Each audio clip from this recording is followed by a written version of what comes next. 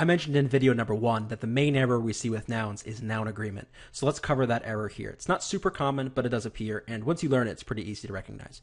Generally, let's define agreement, because we're going to be talking about lots of different kinds of agreement errors, like verb agreement, subject-verb agreement, pronoun agreement, and so on.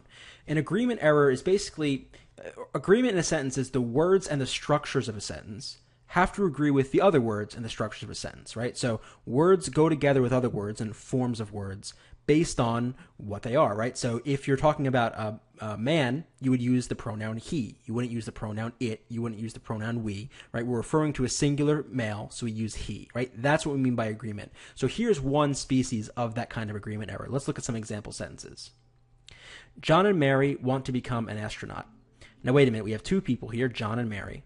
They want to become an astronaut. So hold on. Two people can't become one thing, right? They can both become astronauts, but they can't become an astronaut. So this is a noun agreement error. So the error would be precisely in this region. If we had to change it, we would get rid of the N and make this plural, right? Plural nouns become plural nouns. So it's all about singular versus plural. And this is going to be the case for subject-verb agreement and for pronoun agreement and noun agreement.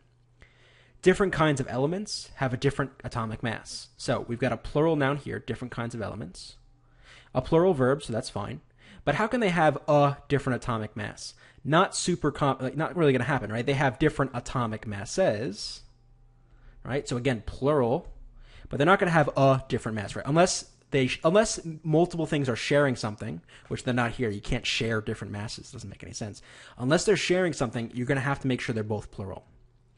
Through the championship run of 1994, Mark Messier and Brian Leach carried the team during the season with their stellar offensive play and became the leader of the hockey club. So hold on 1 second. So we have two people. They carried the team. Okay, no problem. Two people can do that.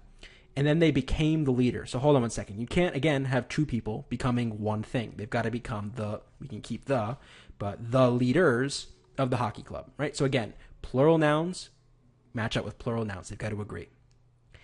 Last example. The campers, wary of the tales of beasts lurking in the forest, turned their head towards the east after hearing the howls. So again, we've got campers, plural. What are they doing? Well, they're going to turn their heads toward the east. Well, they turn their head, not turn their heads, right?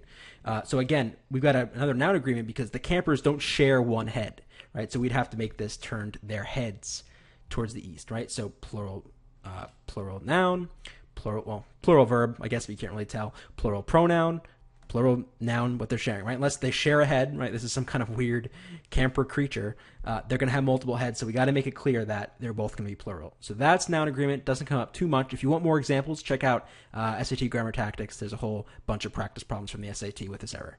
Okay, let's move on to verbs.